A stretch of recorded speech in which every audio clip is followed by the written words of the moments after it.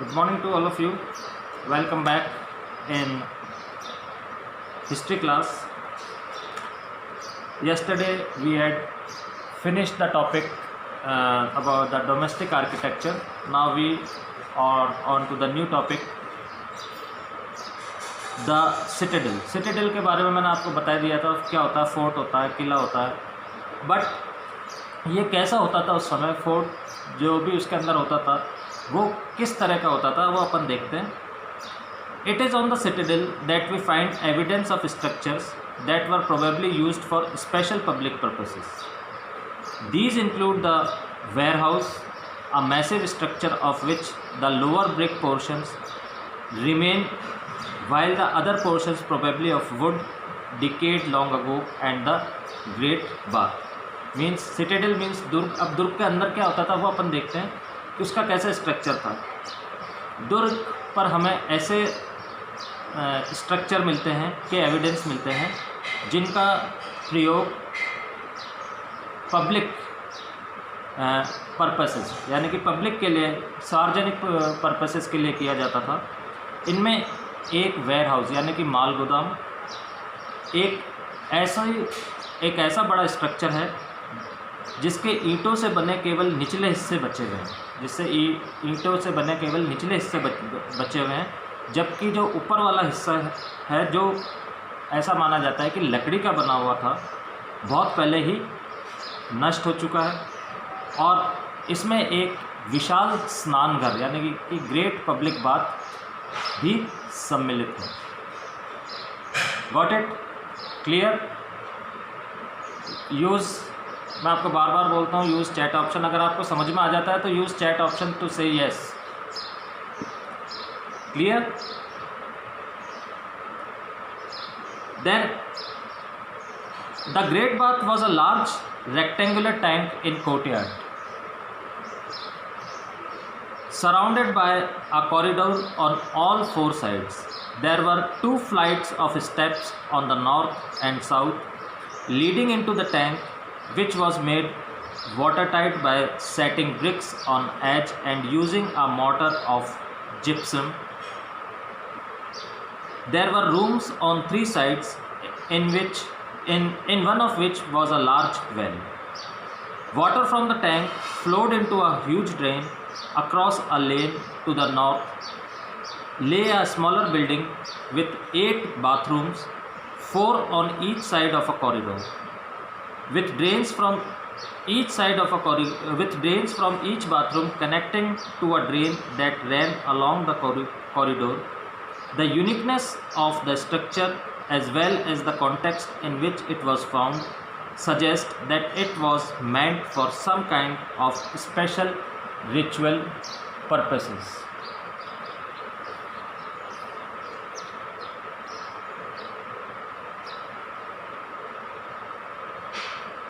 So, ये जो विशाल स्नानघर है, ये जो ग्रेट बाथ था, ये आंगन में बना हुआ था, जो मतलब जो बीच का जो आंगन होता है उसके अंदर ये बना था, और जो चारों तरफ से एक गलियारे से घिरा हुआ था, यानी कि चारों तरफ उसके क्या थे, ऐसे बिल्डिंग थी, बीच में क्या था, आंगन के अंदर एक स्नानघर था। ठीक है। और उस पौंड के अंदर जाने के लिए जो स्नान करता, जो जैसे पौंड होता है, अपन ने ये देखे ना, आपने जो आप पुष्कर गए होंगे, बाथिंग घाट्स आपने देखे हैं, तो इस तरह से वो बीच में बना हुआ था वो ग्रेट बाथ जो था। और उसके क्या था, उस तक पहुंचने के लिए क्या था, नॉर्थ और साउथ में 2 सीढ़ियाँ बनी हुई थी। नॉर्थ और साउथ के अंदर उसमें उतरने के लिए 2 सीढ़ियाँ बनी हुई थी, और उसके किनारों पर ईंटों को जमाकर तथा जिप्सम के गारे का प्रयोग से इसे जलबद्ध किया था। यानी कि चारों तरफ से वो पैक्ड किससे था, ये बन गया, इसमें पानी है, तो वो चारों तरफ से पैक किससे हुआ था, जिप्सम के गारे से वो पैक हुआ था। जिनमें से एक इसके तीनों ओर रूम्स बने हुए थे, कक्ष बने हुए थे, जिसमें से एक में एक बड़ा कुआं था, और जिसमें से एक में एक कक्ष के अंदर जो था, एक रूम के अंदर एक बहुत बड़ा कुआं था, जला और इससे टैंक से पानी एक बड़े नाले में बह जाता था। इसके नॉर्थ में एक गली के दूसरे ओर एक कंपैरेटिवली छोटा स्ट्रक्चर था जिसके अंदर क्या थे 8 बाथरूम्स थे, जिसके अंदर 8 बाथरूम्स थे और गलियारे के दोनों ओर 4-4 बने थे। जैसे ये एक गली है और ये एक गली है, बीच में पानी है, तो इस साइड 4 और इस साइड 4 स्नानघर बने हुए थे और प्रत्येक स्नानघर में नालियाँ गलियारे के साथ साथ बने एक नाले में मिलती थी। इस स्ट्रक्चर का अनोखापन तथा जो किले का एरिया तथा किले या अपन उसको बोलता है सिटाडेल को अपन ने हिंदी वर्ड लिया था दुर्ग क्षेत्र में कई ऐसे स्ट्रक्चर के साथ इनके मिलने से इस बात का पूरा एविडेंस है कि ये पॉन्ड जो ग्रेट बाथ जो यूज़ किया जाता था ये किसी धार्मिक परंपरा के लिए यूज़ किया जाता था। जैसा अपन पुष्कर में देखते हैं लोग बाग स्नान करते हैं, तो ये किसी एक धार्मिक अनुष्ठान के लिए यूज़ में लिया जाता था। तो वहाँ पे भी शायद उस समय कोई ऐसा धार्मिक अनुष्ठान होता होगा जो कि ये ग्रेट बाथ के लिए जो ये पॉन्ड बनाया था और इसके अंदर चारों तरफ जो कि जिप्सम के गारे से बना हुआ था। जो गलियाँ थी उसके अंदर 4 बाथरूम इस साइड थे, 4 बाथरूम इस साइड थे, बीच के अंदर पॉन्ड था और इसका पानी जो था वो सारा ड्रेन आउट हो जाता था दूसरी नालियों से मिल करके।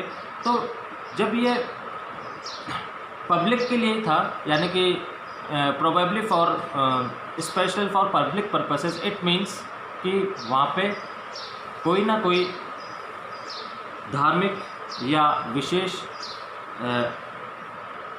रिचुअल्स यानी कि रीति रिवाज जो हुआ करते थे उस समय के लिए, उसके हिसाब से ये ग्रेट बाथ तैयार किया गया। Got it? समझ में आ गया? Any question?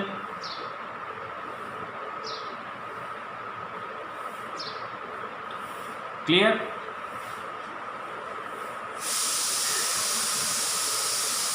Okay, write down the question. Describe some of the distinctive features of Mohenjo-daro. Write down the question. Describe some of the distinctive features of Mohenjo-daro. Structure of bathroom तो बेटा जैसे bathroom great bath का तो मैंने आपको बताया। Great bath तो एक पॉन्ड होता था बीच में जो कि चारों तरफ से किसी ऐसे उससे पैक था। जैसे आप पुष्कर जाते हैं तो पुष्कर के अंदर बीच के अंदर तो पुष्कर की वो लेक है या पॉन्ड है जो भी है और चारों तरफ क्या है उसके घाट्स हैं, इसी तरह बना हुआ था वो। बट क्या था जो गलियारे थे उनमें बाथरूम भी थे, 4 इस साइड थे और 4 इस साइड थे। So question is describe some of the distinctive features of Mohenjo-daro. Next question, state any two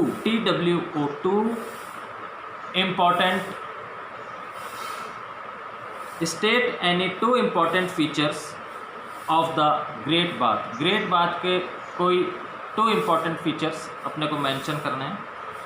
State any two important features of the Great Bath.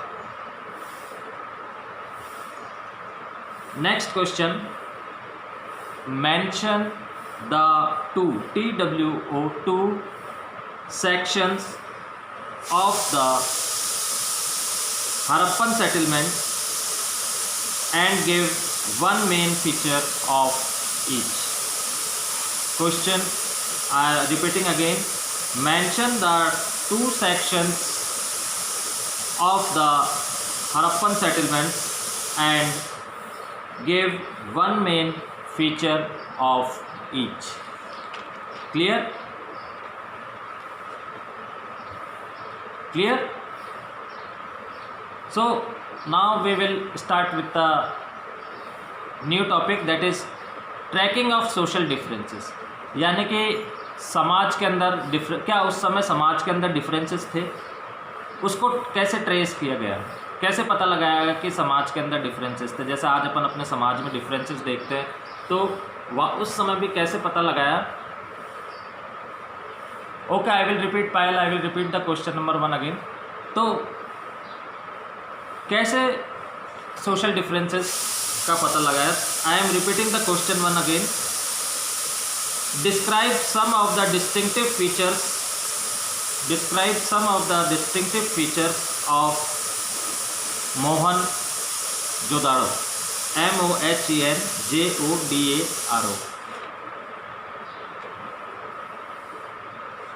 Now tracking of social differences.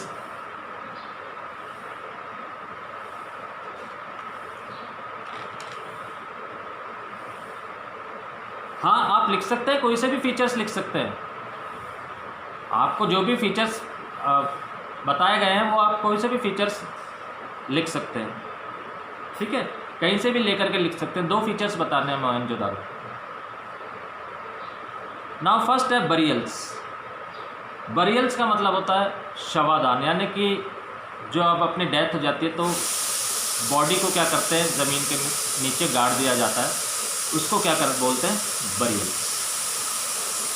तो सबसे पहले archaeologist ने burials के बारे में अध्ययन किया। Archaeologist generally use certain strategies to find out whether there were social or economic differences amongst people living within a particular culture. These include studying burials, familiar with the massive pyramids of Egypt, some of which are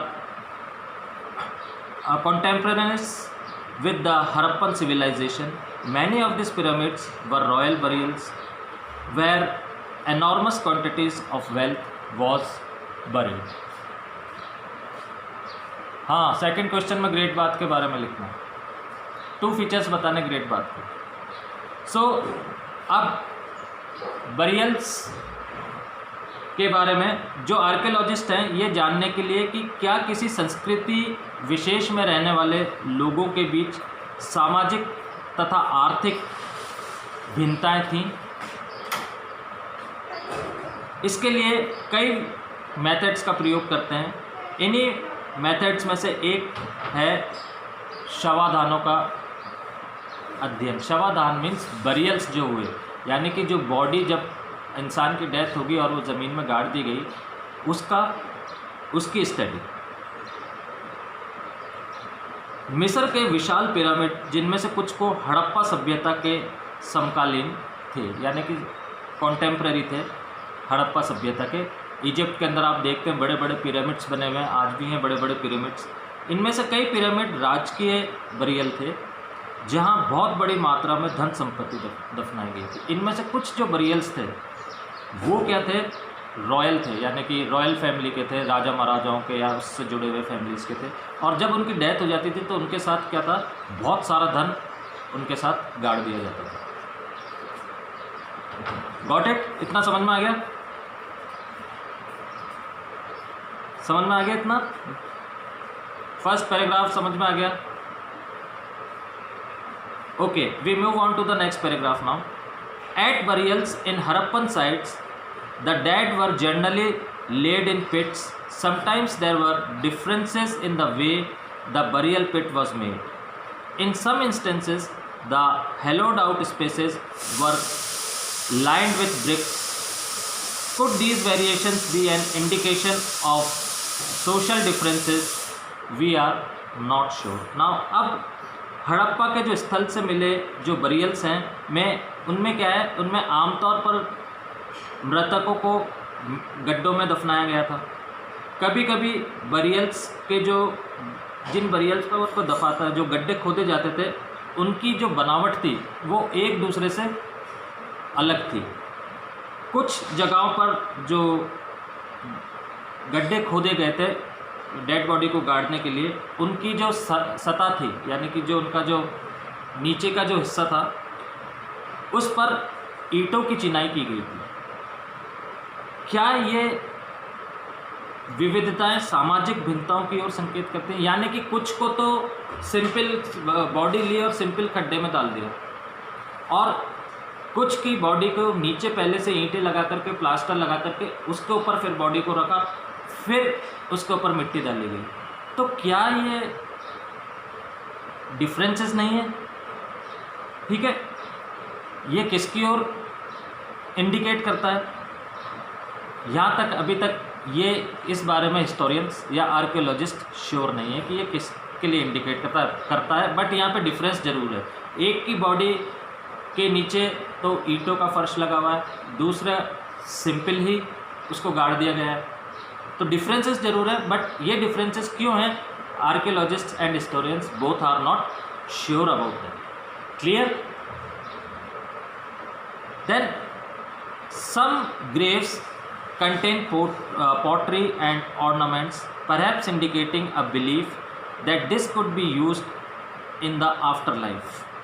Jewelry has been found in burials of both men and women. In fact, in the excavations at the cemetery in Harappa in the mid-1980s, an ornament consisting of 3 shell rings, a jasper, that is a jasper, a kind of semi-precious stone,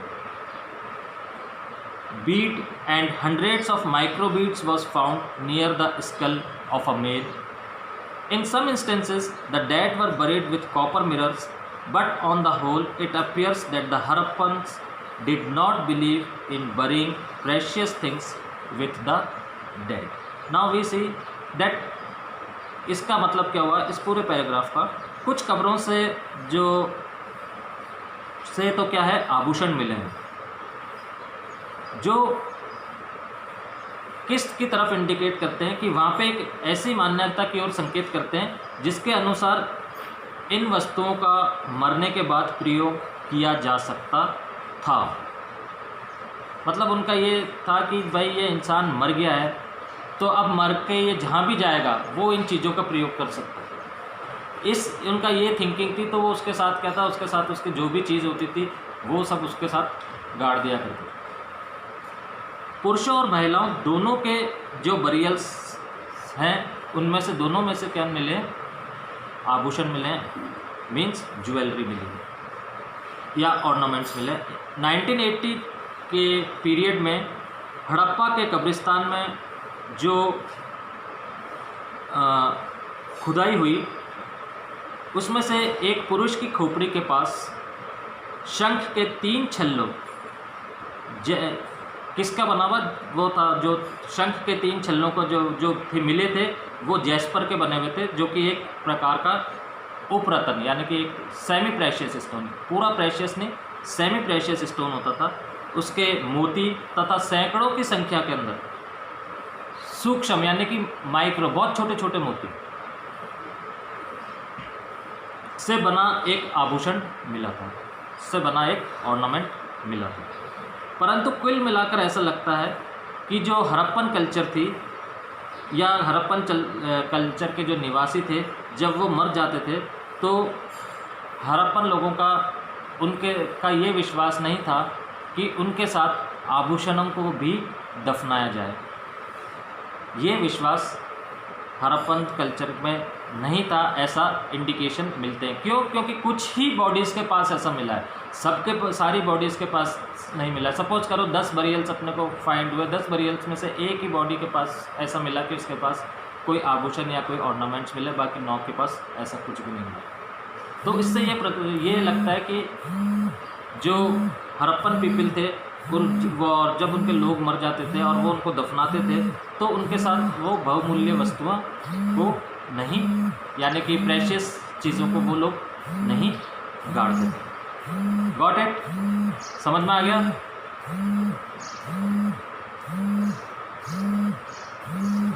हाँ, which question, कौन से question का answer दूं? Yes Anushka, you are asking something, तो answer the question.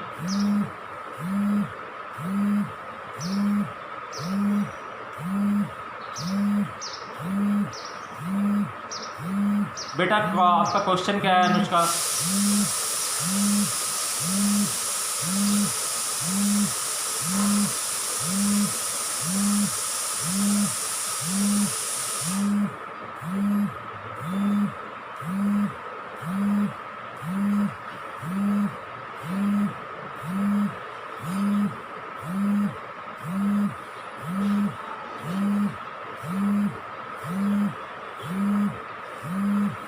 बेटा, ritual नहीं था।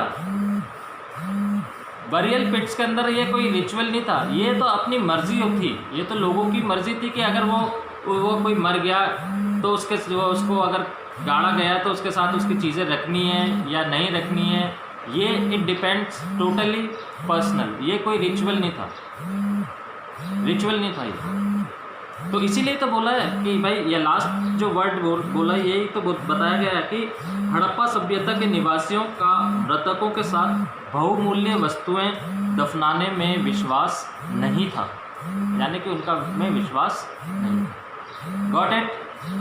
समझ में आ गया? क्लियर हो गया?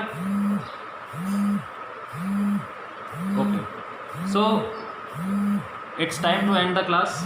We will meet at 10 o'clock। Link आपको भेज दिया गया है पॉलिटिकल साइंस की क्लास के अंदर, अपन we will meet there. Okay, good bye.